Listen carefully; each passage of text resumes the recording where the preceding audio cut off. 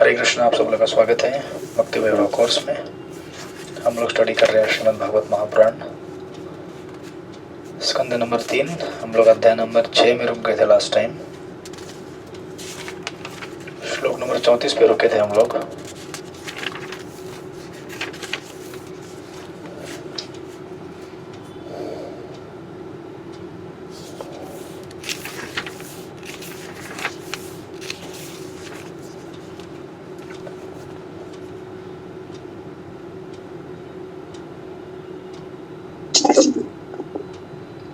एते वर्णा सुधर्मेण यजन्ति स्वगुरुं हरिं श्रद्धयात्मविशुद्धार्थ्य यजत्ता सहवृत्तिभिः। ये भिन्न भिन्न समस्त सामाजिक विभाग अपने अपने वृत्तिपरक कर्तव्यों तथा जीवन परिस्थितियों के साथ पूर्ण पुरुषोत्तम भगवान से उत्पन्न होते हैं। इस तरह अबद्ध जीवन तथा आत्म साक्षात्कार के लिए मनुष्य को गुरु के निर्देशानुसार परम प्रभु की पूजा करनी होती है। तो हमने इस अध्याय में इसके पहले हमने शॉर्ट में क्रिएशन देखा था समरी में, और उसके बाद विश्व रूप की निर्मिति कैसी होती है और उसके अलग अलग भागों से अलग अलग वर्णाश्रम कैसे डेवलप होता है हम देख रहे थे इस सेक्शन में। और उसके कंक्लूजन में ये श्लोक कहा गया है और हमने इसको एक उदाहरण लेके डिस्कस किया था, वर्णाश्रम डिस्क, अगर आपको याद रहेगा तो। वर्णाश्रम सिस्टम एक डिस्क की तरह है। उसके एकदम सेंटर में भगवान की शुद्ध भक्ति है, श्रवणम कीर्तनम विष्णु स्मरणम, और उसको सबसे अंदर का सेंटर माना जाता है, इनरमोस्ट सर्कल, जहाँ पे भक्त को ये विश्वास है कि केवल भगवान कृष्ण की भक्ति करने से सब कुछ साध्य होगा। श्रद्धा शब्दे सुदृढ़ निश्चय, कृष्ण भक्ति के अलावा और कुछ करने की जरूरत नहीं है, ये उसको विश्वास है। उसके बाद दूसरा सर्कल होता है प्रधानीभूत भक्त, यानी कि कुछ भक्त, सेकंड सर्कल होता है ये। कुछ भक्त ऐसे होते हैं जो भक्ति में स्टडी तो हैं, बट कभी कभी उन्हें लगता है कि भक्ति के अंगों के साथ साथ वर्णाश्रम धर्म के कुछ ऐसे भाग हैं जिन्हें निभाना हमें जरूरी है। तो ऐसे भक्त अगर उनके जीवन में अगर कर्म का मार्ग आता है तो उन्हें कर्म मिश्र भक्त कहते हैं, अगर ज्ञान का मार्ग आता है तो उन्हें ज्ञान मिश्र भक्त कहते हैं, और अगर उनके जीवन में योग का मार्ग आता है तो योग मिश्र भक्त कहते हैं।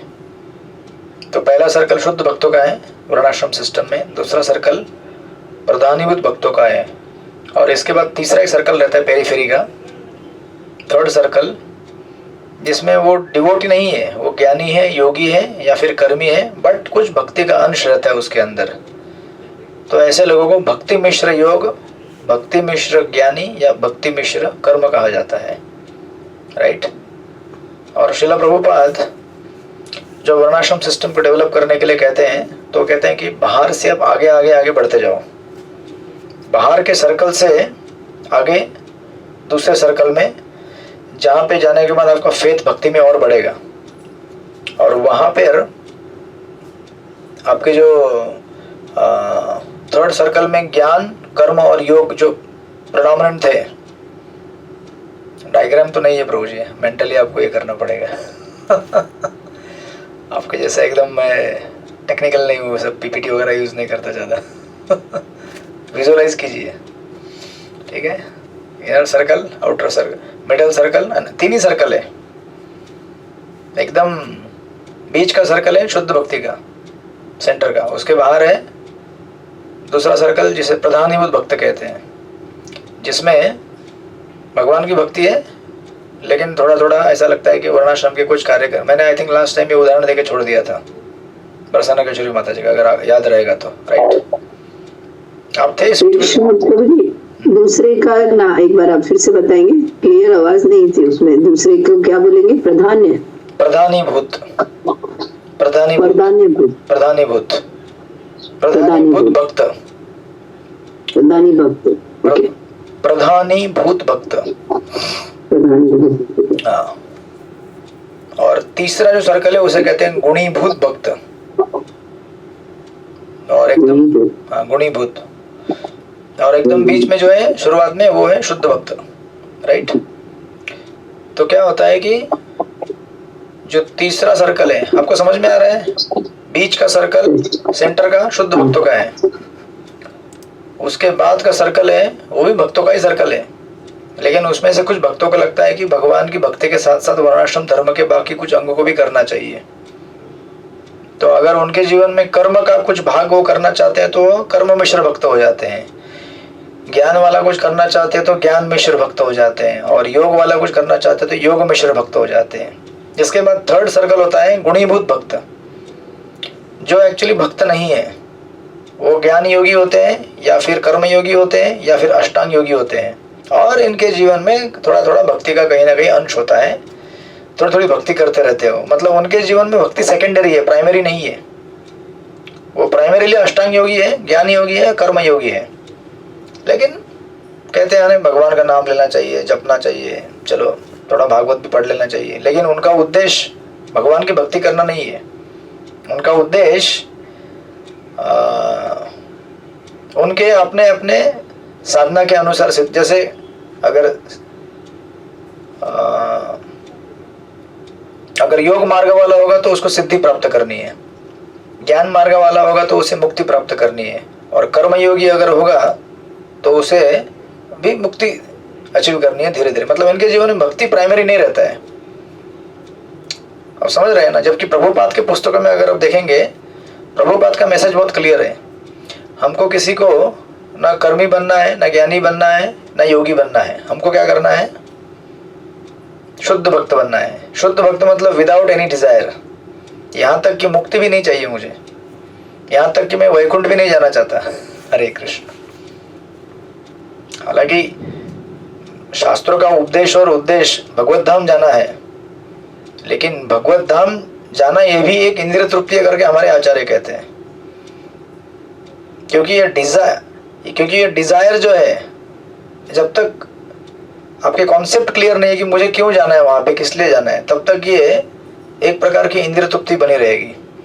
जैसे हम लोग संसार में भटकते भटकते इस्कॉन में आ गए अभी, अच्छा इस्कॉन में भक्ति में क्यों आए, या फिर बहुत सारे लोग हैं जो आजकल प्रेमानंद महाराज के इसमें बहुत जाते हैं, बराबर ना। दिल्ली आप इधर देखते होंगे, दिल्ली के हर जगह पे, पूरे भारत में या पूरी दुनिया में कहते हैं महाराज जी के पास जाना है, हमें महाराज जी के पास जाना है। अच्छा महाराज जी के पास जाके क्या करोगे? प्राय मैक्सिमम लोग जो रहते हैं वो सांसारिक कष्टों से मुक्ति पाने के लिए जाते हैं, राइट। तो उसमें कोई गलत बात नहीं है। हम लोग भी इस्कॉन में आए तो ऐसे आए, संसार में कष्ट पाया तो बोले यार इसको कुछ चेंज थोड़ा लाइफ, हाँ ये भक्ति में अच्छा लग रहा है। बट अभी धीरे धीरे क्या होना चाहिए, भक्ति में हमें अच्छा नहीं लगना चाहिए, हमें अच्छा लगेगा, बट हमें यह देखना है कि भगवान को अच्छा लग रहा है कि नहीं लग रहा है, बाकी भक्तों को अच्छा लग रहा है कि नहीं लग रहा है। शुरुआत में कैसे होता है, मुझे अच्छा लग रहा है कि नहीं लग रहा है, बट धीरे धीरे ये इवेंचुअली चेंज होना चाहिए कि बाकी भक्तों को अच्छा लग रहा है कि नहीं लग रहा है, मेरे व्यवहार से, मेरे सेवा से, मेरे साधना से, मेरे स्वभाव से, मेरे एसोसिएशन से उनको अच्छा लग रहा है कि नहीं लग रहा है। सो बेसिकली शुरुआत में हम लोग अपने लिए आते हैं यहाँ पर इवेंचुअली हमें फिर लास्ट में किसके लिए रहना है, उनके लिए।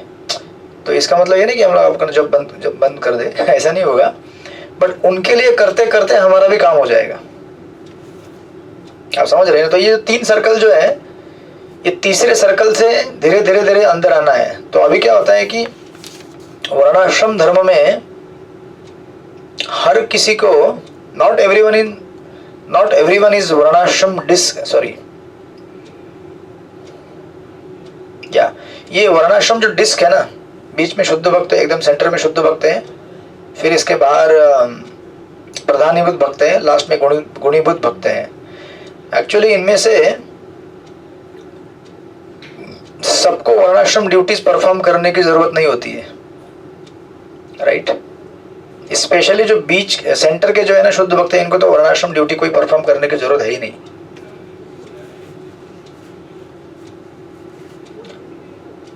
उसके बाद जो सर्कल आता है प्रधानीभूत या फिर पेरीफेरी आउटर सर्कल वाला, ये लोग परफॉर्म करते रहते हैं। जैसे कोई अष्टांग योगी है, तीसरे सर्कल का मैं बोल रहा हूँ, नेचुरल प्रोग्रेशन होता है ना उनका, पहले ब्रह्मचर्य आश्रम में रहेंगे, गुरुकुल में जाएंगे, फिर ये गृहस्थ बनेंगे। तो जब आप ब्रह्मचर्य आश्रम गुरुकुल में रह रहे तो वर्णाश्रम ड्यूटी स्टूडेंट लाइफ के निभा रहे हैं। जब आप गृहस्थ आश्रम में जाते हैं तो फिर वर्णाश्रम ड्यूटीज फॉलो करते हैं। फिर इवेंचुअली जब वानप्रस्थ होते तो भी ड्यूटी फॉलो कर रहे हैं वर्णाश्रम का। संन्यास में जाएंगे तो भी आप फॉलो कर रहे हैं, संन्यास भी वर्णाश्रम के अंदर ही आता है, राइट? बराबर है कि नहीं? क्योंकि इन लोगों को क्या लगता है कि जब तक मैं वर्णाश्रम की ड्यूटी फॉलो नहीं करूंगा तब तक मैं सिद्धि प्राप्त नहीं कर सकता। बराबर है? या फिर भगवान को प्रसन्न करने के लिए सफिशिएंट नहीं है केवल शुद्ध भक्ति करना, मुझे वर्णाश्रम की कुछ ना कुछ ड्यूटी फॉलो करने चाहिए।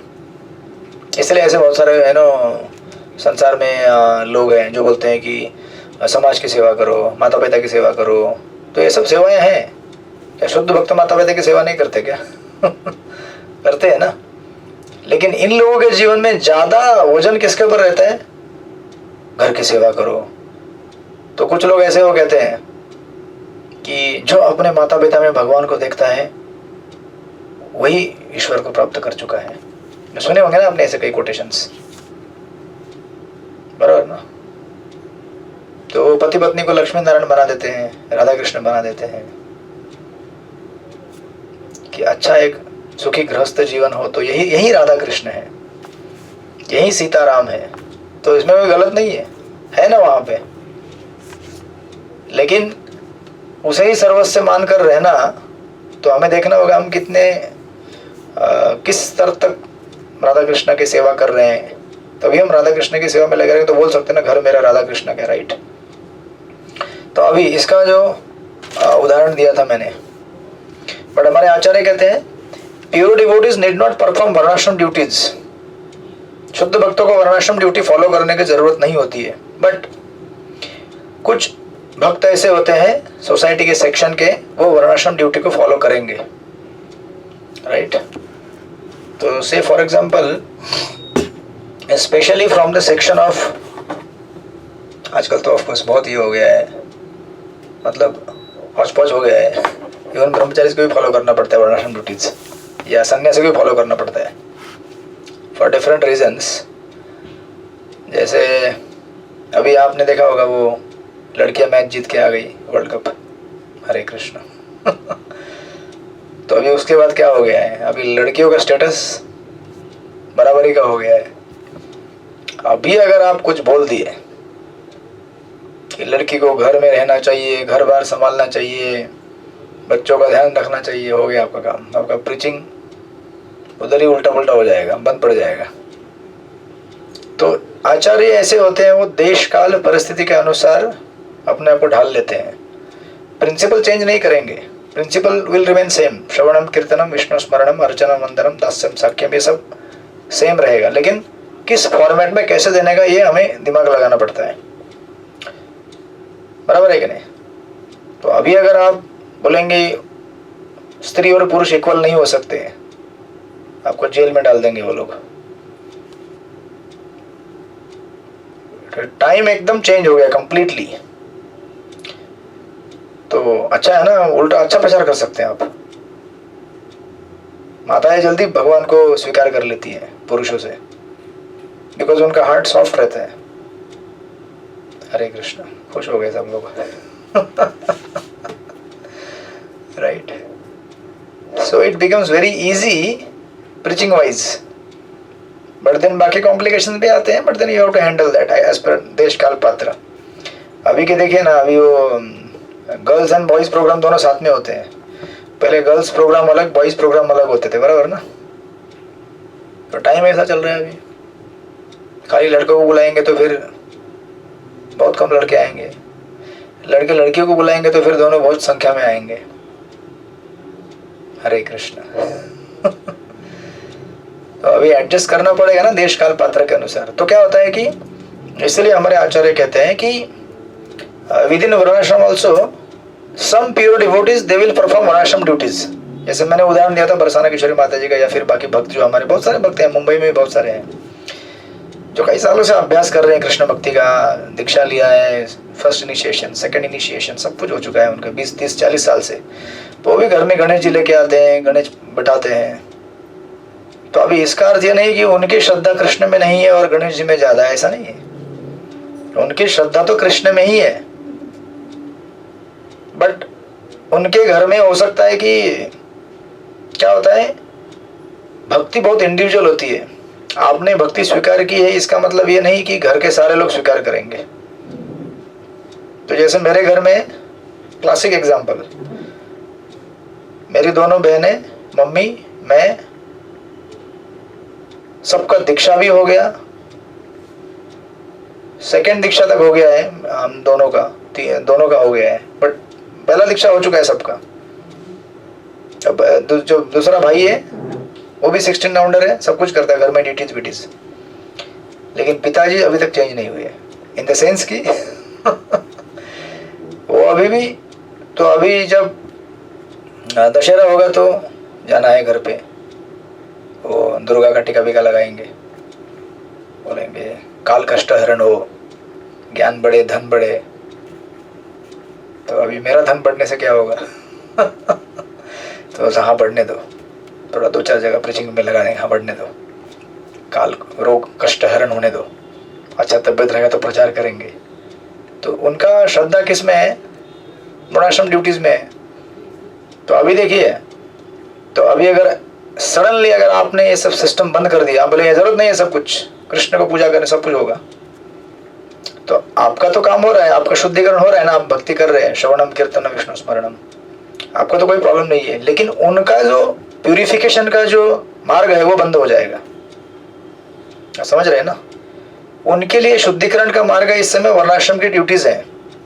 आप भले वर्णाश्रम के ड्यूटीज को पार करके आगे बढ़ चुके हों, ऐसा हमें नहीं सोचना चाहिए कभी, परंतु शास्त्रों के एनालिसिस को देखते हुए हम ये देख रहे हैं कि कृष्ण भक्ति करने से सब कुछ साध्य हो जाएगा, नाम कीर्तन करने से, हरे कृष्ण कृष्ण कृष्ण हरे हरे, हरे राम राम राम हरे हरे। परंतु फिर हमारे घर में तो अभी बरसाने की जरूरत मत है, आपके घर में सब लोग चैंटिंग करते हैं, सब 16 राउंडर है? नहीं प्रभु जी। हाँ, तो ले लीजिए उदाहरण फिर। तो अभी अगर वो गणेश जी को लाना बंद कर देंगे तो जितना थोड़ा बहुत पाठ पूजा करते हैं वो लोग, वो भी बंद हो जाएगा उनका, माता जी का तो चलता रहेगा, राइट? तो ऐसे हर घर में आपको उदाहरण मिलेंगे। तो घर में 5 मेंबर रहेंगे, उसमें से एक कोई भक्त होगा जिसका दृढ़ श्रद्धा है कृष्ण में, परंतु बाकी लोगों का क्या? अगर आप वर्णाश्रम ड्यूटी को कंप्लीटली रिजेक्ट कर देंगे, अबेंडन कर देंगे, तो इसमें उनका नुकसान है, उनके पास मौका नहीं है धीरे धीरे भगवान के पास आने का। सो दैट्स वाई हमारे आचार्य कहते हैं कि इवन विद इन द शुद्ध भक्त के सर्कल में, या फिर जो शुद्ध भक्त को फॉलो कर रहे हैं, जैसे हम लोग राधानाथ स्वामी महाराज को फॉलो कर रहे हैं, या गोपाल कृष्ण को स्वामी महाराज या लोकनाथ महाराज, उनको फॉलो करते जा रहे हैं, या फिर अपने अपने गुरु महाराज जो भी रहेंगे, जो श्रील प्रभुपाद को फॉलो कर रहे हैं, तो हम लोग एक्चुअली शुद्ध भक्ति के मार्ग में चल रहे हैं, राइट? तो हमको इस सब चीज़ों की जरूरत नहीं है, दुर्गा पूजा, गणेश पूजा, देवी पूजा, यहाँ जाओ वहाँ जाओ, जरूरत नहीं है हमको। लेकिन फिर भी हम लोग टाइम टाइम पे जब बड़े बड़े फेस्टिवल आएंगे तो हम लोग उसको भी फॉलो करते हैं, बराबर ना काशीनाथ प्रभु? हम लोग उसको भी फॉलो करते हैं। क्यों? क्योंकि घर के बाकी लोगों को, या फिर हमारे पूरे ज्वाइंट फैमिली या सर्कल में जो लोग हैं, उनके सामने हम लोग गलत उदाहरण नहीं रखना चाहते कि हम लोग केवल कृष्ण के कट्टर, ऐसा दुर्गा वेर कुछ काम नहीं, ऐसा नहीं, राइट? लेकिन फिलोसॉफी में कॉम्प्रोमाइज नहीं होना चाहिए। जब वो फिलोसॉफी समझने के लिए हमारे पास आए तो हमें उनको समझाना चाहिए कि क्या सिस्टम है क्या नहीं है, अगर वो समझना चाहते हैं तो, राइट? तो इसीलिए ये यहाँ पे उदाहरण दिया गया है। तो इसलिए कहते हैं कि उनको जो उनके शुद्धिकरण का मार्ग है उसे रोकना नहीं चाहिए हमें। अगर हम ऐसा करेंगे तो उनके शुद्धिकरण का मार्ग रुक जाएगा, right? So that is why Bhaktivinoda Thakur कहते हैं, grihastha should accept those limbs of varnashrama which are not against principles of bhakti and practice that in detach way. और वो भी अगर हम ले रहे हैं उस प्रिंसिपल्स को, तो अभी हम लोग ठीक है, तो Indian cricket team world cup जीत गई तो हम लोग भी सराहना करते हैं, वो बहुत बढ़िया, बहुत वेरी नाइस, बहुत बढ़िया, आप लोग अच्छा, तो चलो आ जाओ, हम लोग हरे कृष्ण मंदिर विजिट करते हैं, अभी पूरी माता जी की क्रिकेट टीम, आ जाओ। ऐसे करोगे तो वो लोग आएंगे मंदिर में। अब पहले अगर चिल्लाना चालू कर दो, ये सब लड़कियों का काम नहीं है, लड़कियों का काम है घर में भोजन बनाना, बच्चों का ध्यान रखना और पति की सेवा करना, बस हो गया काम, तो आपका केस कर देंगे वो लोग आपके ऊपर। तो टाइम, देश काल, परिस्थिति को देख के आपको प्रचार करना है। और ये सिर्फ प्रचार नहीं है, आपको भी खुद भक्ति करनी है तो आपको भी डिस्टर्ब नहीं होना है, तो ये सब आपको समझ के चलना पड़ेगा समाज में। तो हम लोग भी अप्रिशिएट करते हैं, एंड ठीक है, सचमुच कोई अच्छा कर रहे हैं, we appreciate really, very nice, सचमुच अच्छा किया तो अच्छा किया आपने, बट साथ में क्या करो, भगवान की भक्ति करो, भजन करो, राइट। तो आज वो मोदी कल गए थे वो मोदी जी के पास, वो सारी लड़कियां गई थी पूरी, तो मोदी जी भी बराबर जानते हैं क्या बोलना है नहीं बोलना है ना। तो मोदी जी बराबर बीच बीच में निकालते थे टॉपिक, बोले आप जय श्री राम लिखते हैं आपके इंस्टाग्राम अकाउंट पे, तो अभी देखिए इस ऐसी चीज़ों को पूरा देश पूरी दुनिया देखती है। सो आप इनडायरेक्टली क्या करते हैं, you try to bring the main topic. ठीक है, आप लोग कर रहे हैं, क्रिकेट खेल रहे हैं, भक्ति का ये सब कर रहे हैं, बट साथ में थोड़ा भगवान का भजन ये सब, है ना, ये अलग अलग तरीके होते हैं इसको इंक्लूड करने के। तो इस तरह से, सो ये उस श्लोक का ये सारांश था जो बच गया था, हमने उसको लेने से रह गया था, श्लोक नंबर 34 में। तो प्रभुपाद उसको वहां पे मेंशन करते ही हैं।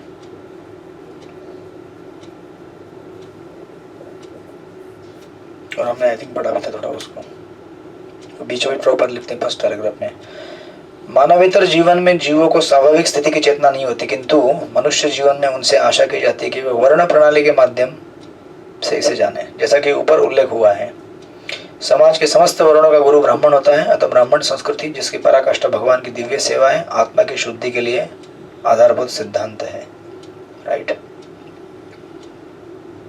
तो अब कुछ दिन प्रभुपाद ने नीचे उसका प्रोग्रेशन बताया है, किस प्रकार हम लोग ग्रेजुअली इवॉल्व होंगे वर्णाश्रम सिस्टम से, तो आप पढ़ लीजिएगा उसको, राइट।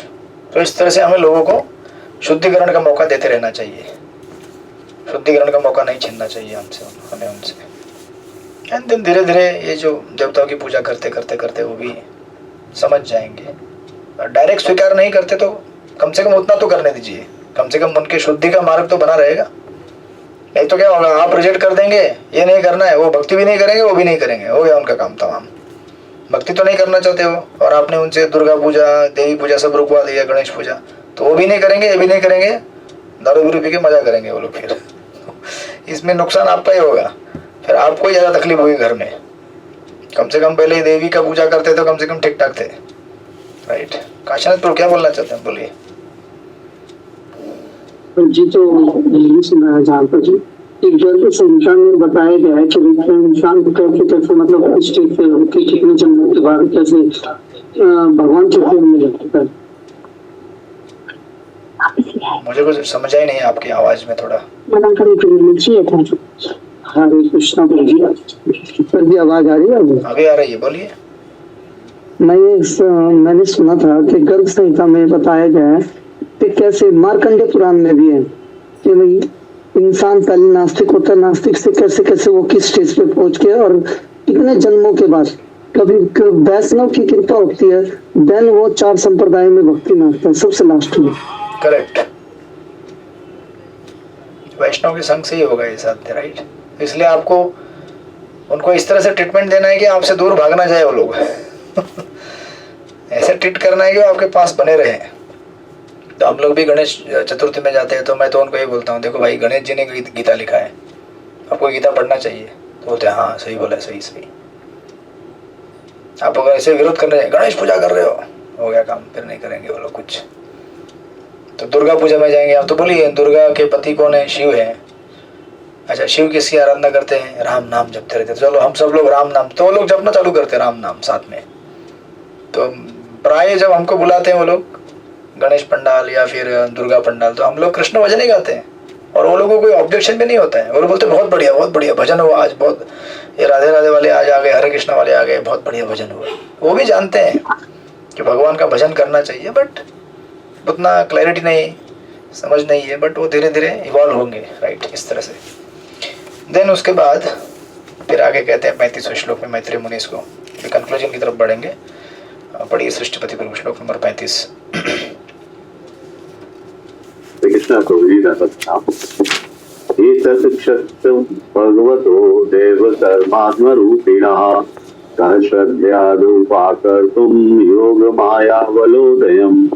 हे विदुर, पूर्ण पुरुषोत्तम भगवान की अंतरंगा शक्ति द्वारा प्रकट किए गए विराट रूप के दिव्य काल, कर्म तथा शक्ति को भला कौन माप सकता है या उसका आकलन कर सकता है?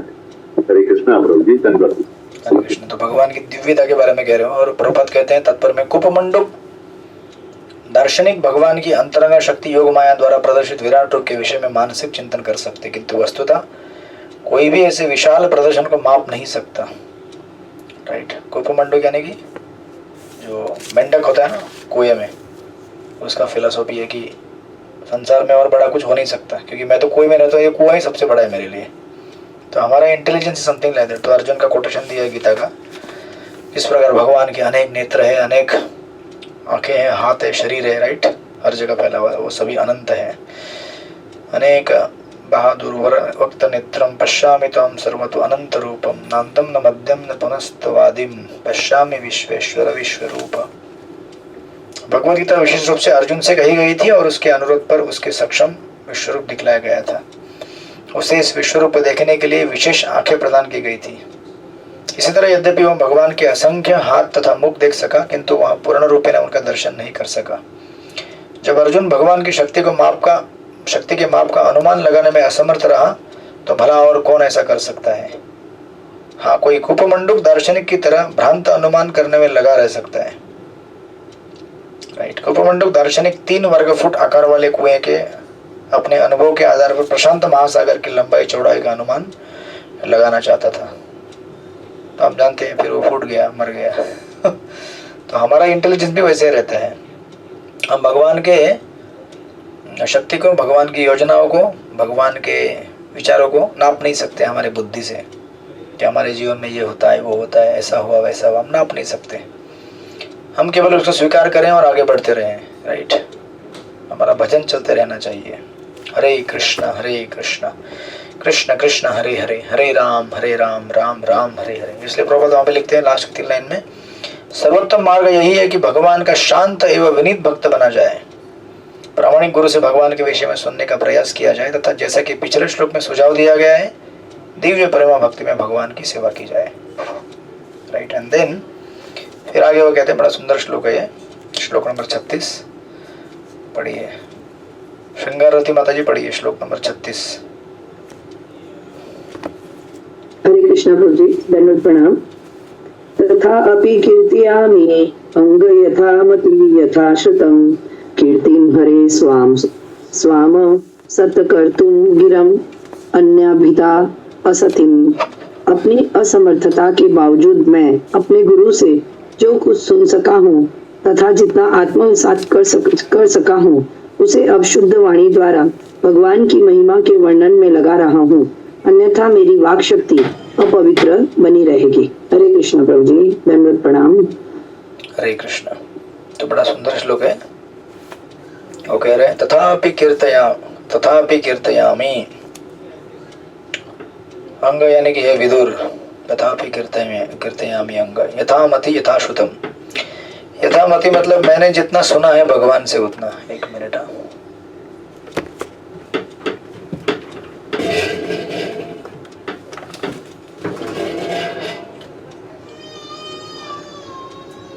चाहिए काटा नहीं, अभी बाद में आओ, क्लास चालू है। नहीं कोई नहीं है।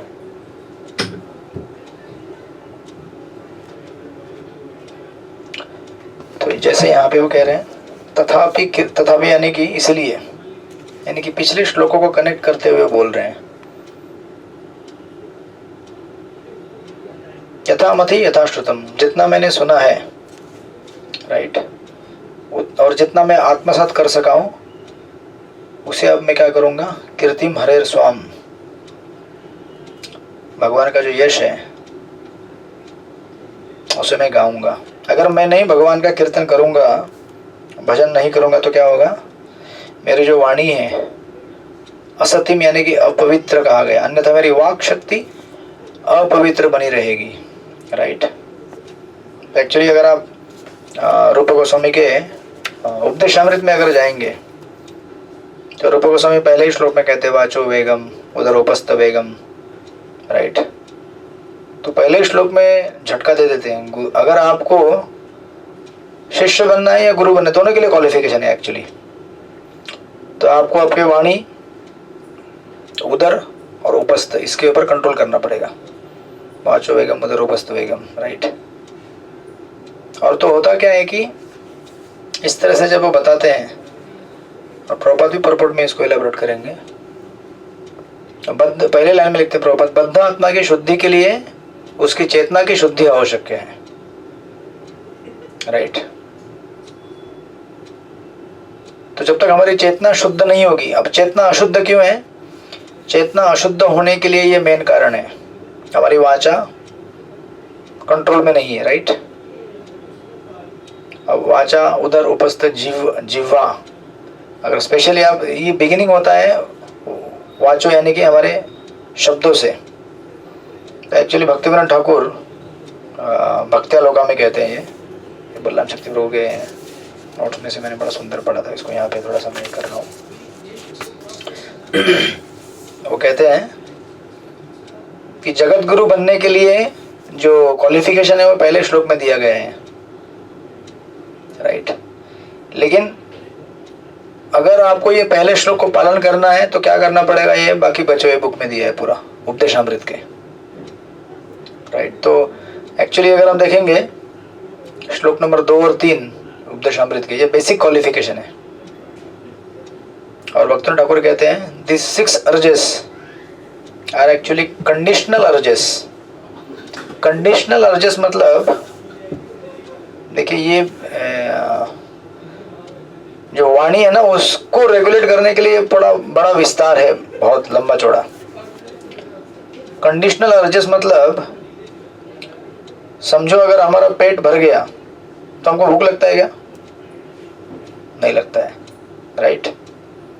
उसी प्रकार वो कह रहे हैं कि urge to speak, anger, lust are conditional urges, they are sometime there, sometime not there. ऐसा होता है ना, राइट। ऐसा नहीं होता कि दिन भर आपको गुस्सा आता है, ऐसा नहीं होता ना। गुस्सा एक बार आ गया, एक्सप्रेस कर दिया, खत्म हो जाता है। बट इसका मतलब ये नहीं कि बाद में आने वाला नहीं, वो आ सकता है। जैसे भूख अभी मिट गई है, बाद में वापस आएगी।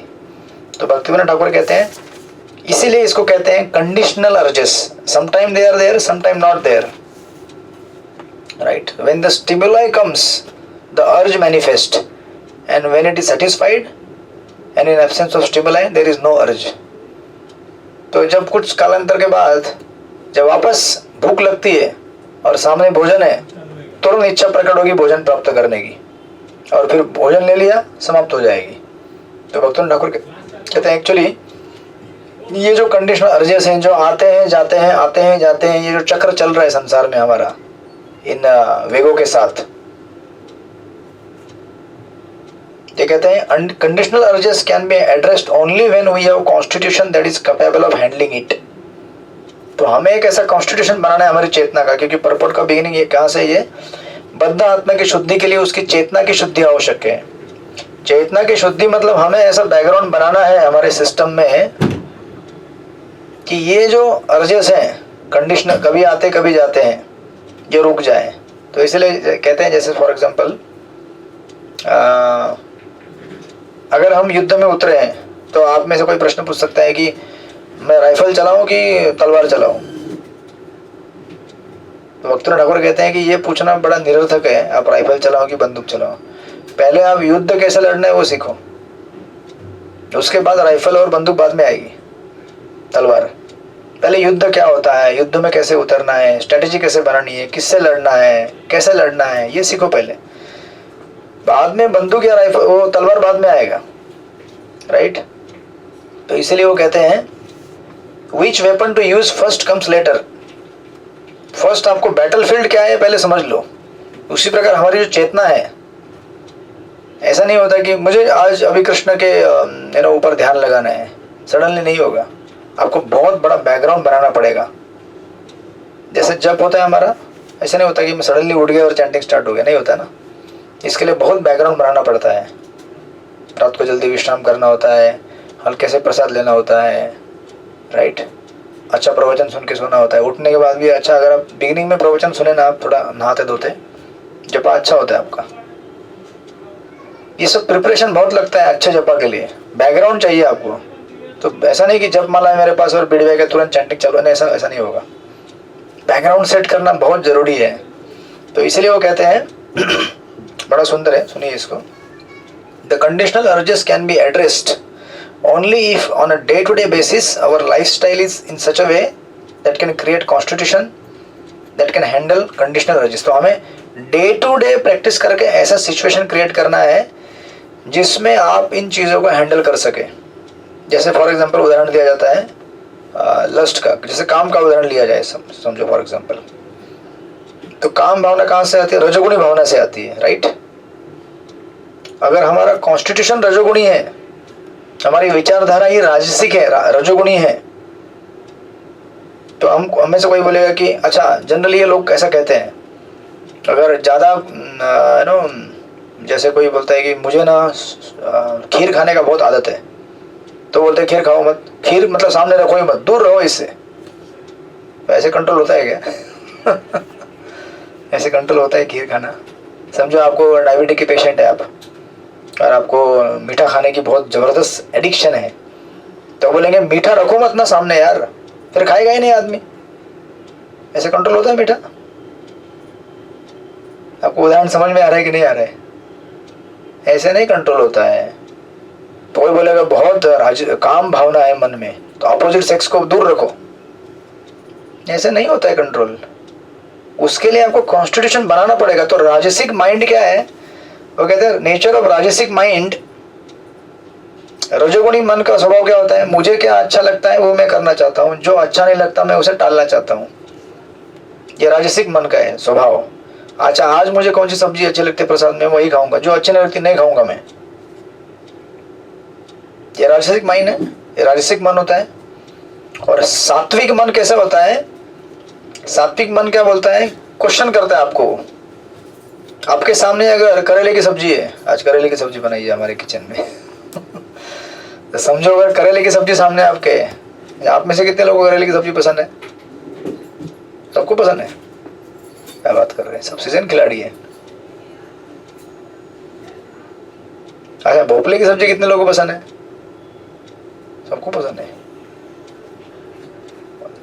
ठीक है, एक दिन बना के लाता हूँ हरे कृष्ण। तो से फॉर एग्जाम्पल अगर करेले की सब्जी पसंद नहीं है किसी को और उसके सामने अगर रख दी जाए, राइट, सबसे पहले माइंड क्या बोलेगा? आपका मन क्या बोलता है? मुझे अच्छी नहीं लगती, मैं नहीं खाऊंगा। ये कौन बोल रहा है? राजसिक मन। अगर मन सत्व गुण में स्थित है तो सात्विक मन क्या बोलता है? मुझे अच्छा नहीं लगता है लेकिन ये मेरे लिए फायदेमंद है तो मुझे लेना चाहिए। समझे कि नहीं? सात्विक मन प्रश्न करता है मेरे लिए क्या अच्छा है, मेरे लिए क्या बुरा है। अगर अच्छा है तो मैं लूंगा, भले वो मुझे अच्छा नहीं लगता है, और मेरे लिए अगर बुरा है मैं नहीं लूंगा, भले वो मुझे अच्छा लगता है। अब अंतर समझ रहे हैं? अंतर समझ रहे हैं ना? तो भक्तिविनोद ठाकुर कहते हैं कि एक्चुअली अगर आपको किसी वस्तु से अगर नशा है, अगर उससे आपको निपटना है, तो उस वस्तु से फिजिकल डिस्टेंस करके काम नहीं बनता है भैया। ऐसे टाल नहीं सकते आप उसको। उस वस्तु के प्रति मन के अंदर ही विश्वास टूट जाना चाहिए कि ये चीज मेरे लिए ठीक नहीं है, तब जाके वो वस्तु आपके सामने हो या ना हो कुछ फर्क नहीं पड़ेगा आपको। क्योंकि ऐसा तो नहीं होगा ना कलयुग में। आप जिस चीज को टालना चाहते हैं वही चीज आपके आसपास सबसे ज्यादा रहेगी, राइट। तो आप अगर बोलेंगे मुझे मीठा अगर अवॉइड करना है, घर में कुछ भी मेरे मीठा नहीं, आपके मन में मीठा रहेगा तो फिर खत्म बात एक फोन घुमा देंगे, ऑर्डर आ जाएगा तुरंत रात को 12 बजे सब लोग सोने के बाद, ठीक से लेके आओ अंधेरे में प्रसाद, एक बर्गर का पूरा एक बॉक्स या पिज्जा का। तो देखिए इसलिए भक्तिविनोद ठाकुर कह रहे हैं कि हमें अपने कॉन्स्टिट्यूशन को ही चेंज करना है, तब जाके जो प्रभुपाद का फर्स्ट लाइन है ना, बद्ध आत्मा की शुद्धि के लिए उसकी चेतना की शुद्धि हो, ये होता है। बिकॉज राजसिक माइंड विल ऑलवेज से ये अच्छा है ये बुरा है, सात्विक माइंड बोलेगा नहीं ये अच्छा नहीं, ये तुम्हारे लिए अच्छा नहीं, मतलब आपके मन को अच्छा नहीं लगता है लेकिन आपके लिए अच्छा है, इसको ले लो आप। तो इसलिए कहते हैं so unless one's mind is trained anushilanam to ask right question, we cannot handle the constitutional urges, right? इसलिए इसको आगे बढ़ाते हुए 10-15 मिनट इसको पूरा करेंगे, राइट। इसलिए एक सुंदर उदाहरण दिया उन्होंने वहाँ पे, या वो जो 6 अर्जेस बोलने के बाद, यू नो, अत्याहार प्रयासस्य, और ये वाचो वेगम, उदर उपस्थो वेगम, जिह्वा वेगम, तो कहते हैं these avoiding these 6 things have to be cultivated on a day-to-day basis so that it will create a constitution that can handle those 6 urges, right? तो छोटे changes rose, small things are not addressed on a day-to-day basis, then conditional urges of jiva vegam comes, और फिर जीवा से start होगा उधर से उपस्थ, और फिर पूर्ण लाइफ रजोगुणी हो जाता है, राइट। इसलिए यहाँ पे जब मैत्रेय मुनि बोल रहे हैं कि मैं अगर भगवान की लीला का कीर्तन नहीं करूंगा तो मेरी वाणी क्या हो जाएगी, असत हो जाएगी, मैं भी असत बन जाऊंगा धीरे धीरे, राइट। और रूप गोस्वामी ऐसे फाइनली अरेंज किए हैं कि इन 6 चीजों को अगर आपको पालन करना है, 6 पॉजिटिव 6 नेगेटिव, राइट, तो आपको क्या चाहिए, सत्संग चाहिए ना बाबा, सत्संग चाहिए ना, बिना सत्संग के नहीं हो सकता है। इसलिए वो कहते हैं वी नीड गुड संगा। अगर आपको तामसिक से राजसिक, राजसिक से सात्विक गुण में अगर डेवलप होना है तो हमें ऐसे लोगों का संग करना पड़ेगा जो सत्व गुण में है।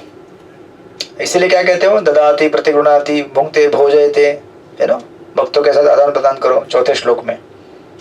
अच्छा, लेकिन भक्तों के साथ संग करने की वजह से क्या होता है, एक बड़ा प्रॉब्लम आता है, हम भक्तों में दोष ढूंढना चालू करते हैं, ये भक्त ऐसा है, वो भक्त वैसा है। इसीलिए एक्चुअली 3 प्रकार के वैष्णव का वर्णन देते रूप गोस्वामी, मध्यम अधिकारी, कनिष्ठ अधिकारी, उत्तम अधिकारी। और वो कहते हैं कि भक्तों के प्राइमरी क्वालिटी को हमें देखना है, सेकेंडरी क्वालिटी को नहीं देखना है। जैसे कोई भी भक्त कुछ भी हो, अगर वो भगवान का जप कर रहा है तो वो वैष्णव है।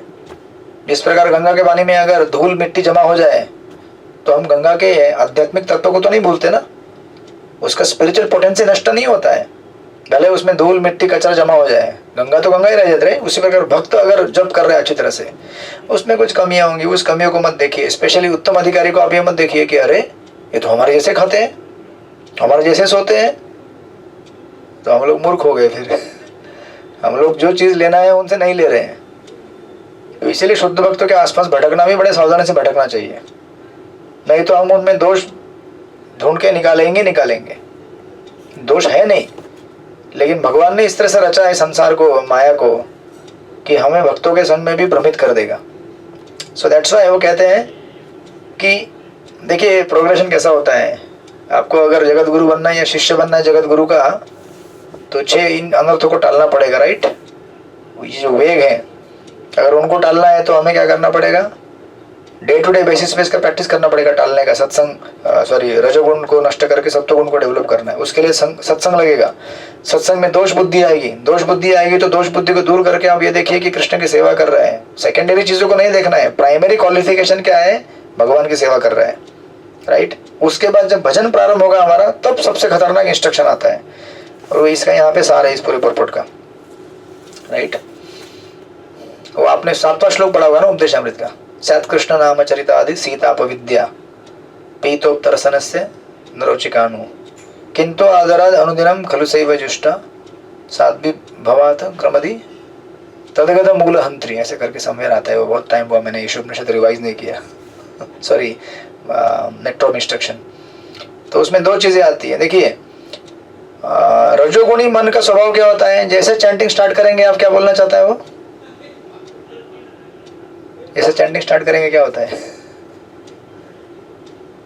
ये कब खत्म होगा, ये कब खत्म होगा। तो फीडबैक में जो गुरुमणि रहता है ना, वो लोग उसको अंदर ढूंढते रहते हैं, ये गुरुमणि किधर है, गुरुमणि किधर है। तो पूरा टाइम कभी कभी उसी में ढूंढने में चला जाता है, गुरुमणि किधर है, गुरुमणि किधर है, हरे कृष्ण गुरुमणि किधर है। ये उम्मीद में और एक्सपेक्टेशन में कि कब खत्म होगा, कब खत्म। मतलब रजोगुण का स्वभाव क्या होता है, बिगिनिंग हुआ नहीं, एंड करना चाहता है, नेक्स्ट प्रोजेक्ट पे जाना चाहता है। एक प्रोजेक्ट ढंग से नहीं हुआ, दूसरा ढंग से नहीं हुआ, तीसरा, राइट। और इसमें और सबसे खतरनाक चीज क्या है, जैसे हम भक्ति करना चालू करते हैं 1 साल 2 साल 3 साल, हमें लगता है कि भक्ति में टेस्ट नहीं आ रहा है, अभी तक मैं शुद्ध भक्त नहीं बना, अभी तक मेरे अंदर विकार नहीं जा रहे हैं, काम क्रोध लोभ नहीं जा रहा है, जैसे आप ये विचार पे आ जाएं, ये अच्छा विचार है, लेकिन इससे कई बार हमारे आचार्य कहते हैं ये लोग भक्ति क्यों छोड़ते हैं, पता है आपको? राइट, वो देखते हैं कि मुझे कुछ भक्ति में उच्च स्वाद नहीं मिल रहा है, मतलब ये सब जप करने का कुछ फायदा है नहीं। आप समझ रहे हैं ना, मैं कॉन्ट्रास्ट दे रहा हूं आपको।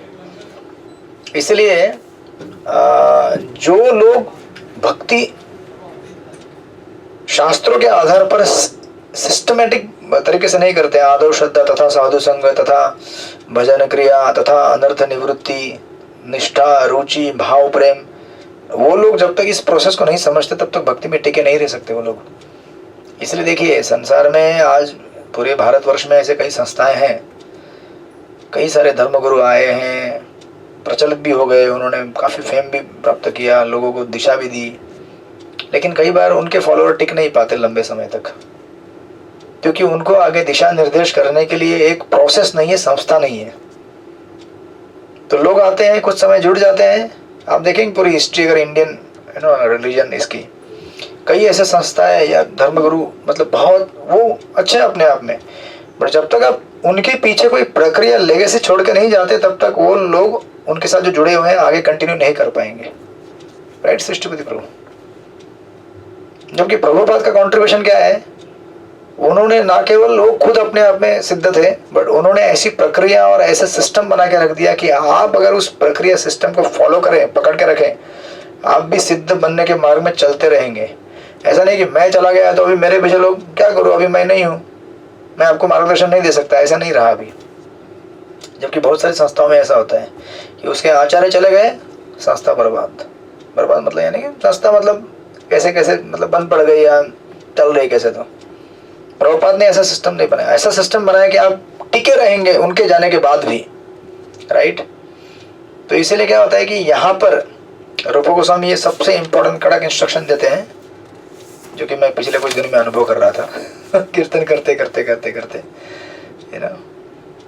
क्या होता है कि जब आप स्टार्ट करते हैं भगवान का भजन, सबसे पहले प्रश्न ये आपको यही आता है, आफ्टर स्पेशली अगर 6, 7, 8, 9, 10 साल अगर आपके बीत गए भक्ति में, और अगर 20 साल बीत गए और तभी भी अगर रुचि नहीं आ रही है नाम में, तो क्या लगता है हमें, अभी तक रुचि नहीं आ रही है, अभी तक रुचि नहीं आ रही है, मतलब आई थिंक ये मंत्र काम नहीं करता है, मुझे दूसरे किसी गुरु के पास जाना चाहिए।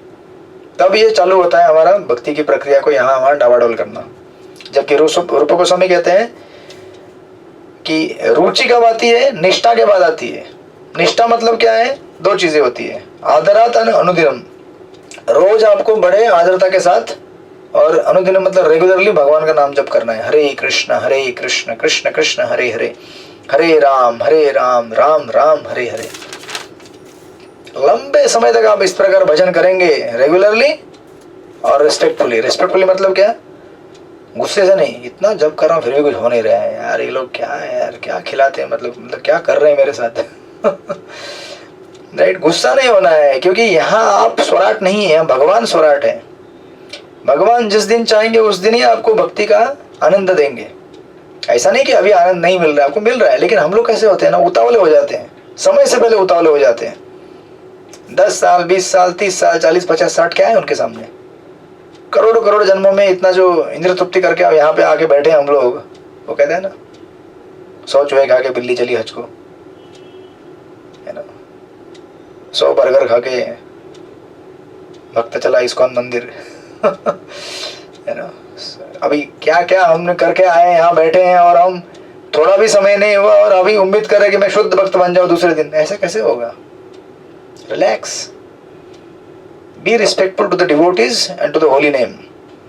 और दूसरा रेगुलरली, राइट, देन धीरे धीरे धीरे धीरे धीरे इवेंचुअली भक्ति देवी प्रसन्न होती है, तब हृदय के अंदर नेक्टर। और नेक्टर भी कैसा है, नेक्टर मतलब ऐसा नहीं, नेक्टर मतलब आपको सेवा करने में आनंद आएगा, फिर वैष्णव की, वैष्णव का गुणगान करने में आनंद आएगा। ये आपकी असली परीक्षा है, जब भक्ति का टेस्ट हमें मिलता है। तो ऐसा नहीं कि वाह क्या मजा आ रहा है भक्ति में, और कोई डिवोटी कुछ बोल दिया, ये डिवोटी ऐसे कैसे बोल सकता है मुझे, मतलब समझ जाइए बहुत दूर है हम लोग अभी। भक्ति में अगर टेस्ट मिला है तो वैष्णव निंदा से बचेंगे, वैष्णव सेवा में रुचि लेंगे, सारे जीवों की सेवा में रुचि लेंगे आप। वैष्णव खाली वैष्णव क्या, सबके लिए आप प्रार्थना करेंगे। और इस प्रकार जैसे आगे आगे बढ़ते हैं आप, ये काइंड ऑफ छोटा सा समरी है शॉर्ट उपदेशामृत का एक तरह से देखा जाए तो। फिर रूप गोस्वामी बोलते हैं इस तरह से देन फाइनली तन्नाम रूप चरित आदि संकीर्तनानु, इस तरह से हम लोग जब प्रैक्टिस करते करते करते जाएंगे और लास्ट में वो कहते हैं ये सब करते हुए इस प्रक्रिया में दो चीज़ें हमें याद रखनी चाहिए। कभी कभी हमारा मन भले ना लगे भक्ति में, कम से कम अपनी इंद्रियों को तो एंगेज करते रखो, है ना। नाम में आपको मन नहीं लगेगा कभी भी, कोई बात नहीं, खाली इंद्रियों को एंगेज करते जाओ। और जैसे जैसे एंगेज करते जाएंगे आप, बाद में धीरे धीरे मन भी एंगेज हो जाएगा। ये कल मैं अनुभव कर रहा था, ये पहला कीर्तन हुआ, दूसरा कीर्तन, तीसरा, चौथा, बड़ा आनंद आता है ना। फिर समझ में आता है कि यार बहुत थकावट हो रही है, भया नहीं आ रहा है, कंटाला आ रहा है, कोई बात नहीं, खाली मन और हाथ को चलाते रहो पेटी के ऊपर हारमोनियम के और हाथ चलाते रहो और खाली अपना मैकेनिकली क्यों ना वो करते रहो। फिर धीरे धीरे धीरे धीरे धीरे जैसे आगे के कीर्तन बढ़ते हैं ना तो रुचि आना चालू हो जाती है। एक दिन के अंदर अनुभव कर सकते हैं आप। तो कल सुबह 8:30 से लेकर रात को 11 बजे तक कीर्तन चलते हैं ऐसे कभी कभी, इसके। तो इस तरह से कहते हैं कि जब ये हो जाएगा कंप्लीट, फिर उसके बाद हमारा जब फिजिकल सेंसेस एंगेज होंगे, उसके बाद माइंड इवेंचुअली एंगेज होगा, उसके बाद फिर आप वृंदावन के जो भक्त हैं उनके चरण चिन्ह में चल के सेवा करने की चेष्टा कर सकते हैं और उस भाव में आप तल्लीन हो सकते हैं। इस तरह से उस भाव में हम जब तल्लीन होंगे, उसके बाद फिर हम ये जो 6 अर्जस हैं, उदर, उपस्थ, जिह्वा, क्रोध, ये सब के ऊपर नियंत्रण आएगा। हरे कृष्ण न बड़ा लंबा प्रोसेस है ये, राइट। और जब ये कंट्रोल होगा, उसके बाद फिर डिवोटी का वैल्यू सिस्टम बनेगा कि ओके मैं मथुरा जाना चाहता हूँ, मैं वैकुंठ जाना चाहता हूँ, गोलोक जाना चाहता हूँ, और मेरे लिए क्या इंपॉर्टेंट है। तो वो प्रोग्रेशन दिया है उपदेशामृत में। इसलिए प्रभुपाद यहाँ पे लिखते हैं बद्ध आत्मा की शुद्धि के लिए उसकी चेतना की शुद्धि आवश्यक है, राइट। चेतना की उपस्थिति से दिव्य आत्मा की उपस्थिति की पुष्टि होती है, और जो ही चेतना शरीर को त्याग देती है तो ही शरीर निष्क्रिय हो जाता है। मतलब विचार कीजिए, पूरे सिस्टम में हमारा चेतना सबसे इंपॉर्टेंट है। जब तक ये रीओरिएंट नहीं होता है तब तक हमारे जो इससे जुड़े हुए अंग है, ये हाथ, पैर, कान, नाक, ये भी रीओरिएंट नहीं होंगे जब तक हमारी चेतना रीओरिएंट नहीं होगी। इसलिए प्रभुपाद उसको एक्सप्लेन करते हैं वहां पे, right. And then finally of course Maitri Muni ये सब कह रहे हैं, ये उनकी ह्यूमिलिटी है। ऐसा नहीं कि मैत्री मुनि का ऐसा ये है भाव, मतलब उनको ऐसा नहीं कि उनकी वाणी कहीं और लगी हुई है। प्रभुपाद सेकंड पैराग्राफ में कहते हैं मैत्रेय का कथन है कि अपवित्र सचेतन कार्यकलापों से बचने के लिए वे भगवान की अनंत कीर्ति का वर्णन करने का प्रयास कर रहे हैं। यद्यपि उनको ठीक से वर्णित कर पाने में उनकी सामर्थ्य उनमें नहीं थी। भगवान की कीर्ति का गायन किसी शोध का परिणाम नहीं, अपितु गुरुमुख से विनित भाव से सुनने का परिणाम है। अपने गुरु से जो कुछ सुना हुआ रहता है उसे पूर्ण रूप से दोहरा पाना भी संभव नहीं है, किंतु भरसक प्रयास करके यथासंभव कुछ न कुछ वर्णन किया जा सकता है। लाइक दैट, इस तरह से। तो लाइक दैट मैत्री मुनि अपना नम्रता प्रकट करते हैं और कहते हैं कि इस प्रकार मैं भगवान की कथा में प्रविष्ट होना चाहता हूँ और कथा को वर्णन करना चाहता हूँ, जिससे मेरी वाणी पवित्र हो। और नहीं तो अदरवाइज अपनी वाणी को सोचने के लिए, बात करने के लिए इतना सारा सब्जेक्ट मैटर है आज कलयुग में। अगर आप सचमुच चैंटिंग में नहीं लगे रहे, भागवत वर्णन में नहीं लगे रहे, सेवा में नहीं लगे रहे, तो हजार चीजें डिस्ट्रैक्टिंग है। कंटिन्यूस बम्बार्डमेंट हो रहा है माया का, टेलीविजन के माध्यम से, मोबाइल के माध्यम से, और आसपास यहाँ जैसे दो लोग साथ में आते हैं तुरंत चालू हो जाते हैं। आज क्या खाया तूने, कहाँ गया घूमने के लिए, अच्छा वो मुझे बहुत पसंद है, अच्छा नेक्स्ट टाइम ये बनाएंगे, इस तरह से धीरे धीरे पजल में चालू हो जाते हैं। कृष्ण कथा कहाँ चली जाती है मालूम भी नहीं पड़ेगा आपको। तो इसलिए हमें भागवत से इस तरह से यहाँ से प्रेरणा लेनी चाहिए। और वो जो रूप गोस्वामी कहते हैं कि कॉन्स्टिट्यूशन बनाना चाहिए इन अर्जस को हैंडल करने के लिए। जब तक कॉन्स्टिट्यूशन नहीं बनाएंगे डे टू डे बेसिस के ऊपर, प्रैक्टिस करते करते करते करते साधना भक्ति, और कितने भी साल हो जाने दो, रेस्टलेस नहीं होना है कि रुचि क्यों नहीं आ रही, रुचि क्यों नहीं आ रही है। रुचि हमारे कंट्रोल में नहीं है, ये भगवान की शक्ति, भगवान के अंतरंग शक्ति है। जब वो प्रसन्न होगी तो हमें देगी। निष्ठा से सेवा करते रहना उसका, कंपनी में आप लोग सेवा करते हैं ना 20, 30, 25, 50 साल, तभी तो आपको पेंशन मिलता है, उसकी फैसिलिटी मिलती है, बाद में रिटायर होने के बाद। थोड़ी आप पहले बोल सकते ज्वाइन होते ही भाई मुझे फैसिलिटी मिलेगा ना पूरा, तुरंत चलो लगाओ दे दो करके मुझे, अभी ऐसा नहीं होता है ना। You wait for the time to mature. उसी प्रकार भक्ति में भी हमें वेट करना है मैच्योर होने के लिए। भक्ति जब परिपक्व होगी तो हमें आशीर्वाद देगी। वैसे अभी भी आनंद ही आनंद है, ऐसा नहीं कि आनंद नहीं है, बट हम लोग क्या है ना हद से ज़्यादा मांग लेते हैं। जितना क्वालिफिकेशन है उतना ही मिलेगा टाइम पे, राइट। तो इस तरह से तो हम लोग इसको आगे कंटिन्यू करेंगे फिर। तो 2-3 श्लोक ही बचे हैं, पूरा होगा ये। और आपके अभी आई थिंक फर्स्ट कैंडो का, थर्ड कैंडो का हमने एक ही एग्जाम लिया, राइट, फर्स्ट चैप्टर का। आगे के बचे हैं। आप लोग भी छुट्टी मना ली लग रहा है अच्छा खासा कार्तिक का। हरे कृष्णा। ये सृष्टि पितृ क्या बोलना चाहते हैं? सृष्टि पितृ कुछ कहना चाहते हैं आप? नहीं बोल। ओके ओके, फिर हम लोग मिलते हैं। आपको मैं आपका प्रश्न है, लेकिन जिसको जाना है जा सकते हैं। आपको प्रश्न पूछना है पूछ सकते हैं, बोलिए। अब ये चले गए खुद प्रश्न पूछना है। अच्छा, आपका प्रश्न है क्या श्रृंगारवती माता जी? पहले माता जी पूछ लें फिर पूछना। चलेगा, माता जी पूछिए। जी, आपने कहा कि भक्ति में रुचि, मतलब जब रुचि नहीं आती हमारी चैंटिंग में, तो एक हम ऐसा सोचते हैं कि मतलब ये जो प्रोसेस है वो ही गलत है, या प्रभु जी एक वो भी विचार आता है, या वो नहीं आके ये भी आता है कि मुझसे कहीं गलती हो रही है, मैं इस प्रोसेस के लिए ठीक नहीं हूँ, मैं मेरी तरफ से त्रुटियां हैं, मैं ठीक से नहीं कर पा रही हूँ, तो उसमें से क्या हो मतलब वो सोच विचार है। तो अच्छा विचार है ना वो, कि मेरी तरफ से प्रोसेस में गड़बड़ी हो रही है। अच्छा है, जैसे अगर समझो आपको मलेरिया का दवाई दिया गया है और आप ठीक से दवाई नहीं लेंगे तो ठीक कैसे होगा वो? तो आपको पता है कि मेरी तरफ से गोलियां लेने में त्रुटियां हो रही है, जब डॉक्टर ने कहा है दिन में 3 बार लेना है, मैं 1 ही बार ले रही हूँ, तो ठीक कैसे होगा? तो उसको हमें करेक्शन करना चाहिए, और ये अच्छी चीज़ है, इसमें कोई प्रॉब्लम नहीं है कि हम लोग ठीक से नहीं कर रहे हैं, और इसको रीएनालाइज करना और इसको स्टडी करना वापस कि मैं चैंटिंग कैसे कर रही हूँ, कितने बजे कर रही हूँ, अच्छा मैं किन किन लोगों से संग कर रही हूँ, मोबाइल कितना देख रही हूँ, अच्छा बाहर का कितना खाना खा रही हूँ मैं सो आप नहीं खाती होंगी, जैसे उदाहरण दे रहा हूँ मैं। तो ये हमें रीएनालाइज करना अच्छी बात है ना, और ये सत्संग इसलिए होता है, रीएनालाइज करते रहना। अभी मैं वो मेरा पूरा शीट अभी भर के चेक करने वाला हूँ, क्या क्या किया मैंने पिछले 3-4 महीने में, राइट। वो लंबे चौड़े समय से भरा नहीं मैंने वो शीट।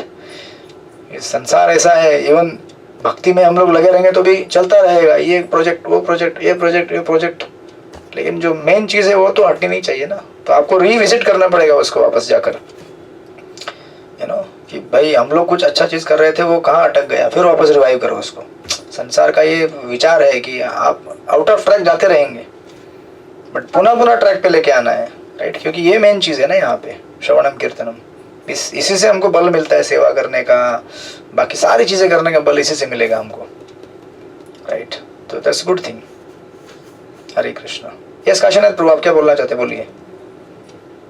हरे कृष्ण प्रभु, आपके चरण प्रभु जी, जैसे भक्ति के 5 मुख्य बताए गए हैं। 2014 में जैसे मैं मतलब मेरे को क्लास मिल गई थी, स्पेशल क्लास मिली हुई थी सीनियर से, तो जो मुझे मिला, रस मिला मेरे को, मतलब अपने जीवन में भक्ति का जिस तरीके का मिला, तो मैं ये चाहता था कि इस रस को अगर सभी को मिले, तो क्या वो रस कंटिन्यूसली मिल सकता है मुझे? मतलब ये बीच में रह जाता है तो मेरे को ऐसा लगता है मेरे अपराधों के कारण हो गया। तो उस चीज को कैसे समझे? क्योंकि पहले भगवान ने जो रस दे दिया, इतना अच्छे ढंग से चला, अभी भी आज भी रियलाइज हुआ कि भाई मेरे को कहीं 1-2 दिन या 5 दिन मेरे को गलती ना हो गई हो, तो अभी जब मैं भगवान की सेवा कर रहा था, गायत्री कर रहा था, तभी मेरे को रियलाइज दिया कि हाँ भाई ठीक है। बट उस चीज को कैसे समझे, कैसे इस रियलाइज करे कि भाई भक्ति का जो रस है वो प्रॉपर मिलता रहे। प्रॉपर मिलने का वो होता है बहुत ज्यादा, इस चीज को नहीं समझ पाते कि प्रॉपर चला रहे। ओके, देखिए राधा स्वामी महाराज से मैंने जहाँ तक सुना है, 2 चीज़ें होती है हमारी भक्ति में से, भक्ति के रस को है ना थोड़ा सा आगे पीछे करने के लिए। एक तो होता है हमारे वैष्णव अपराध, डेफिनेटली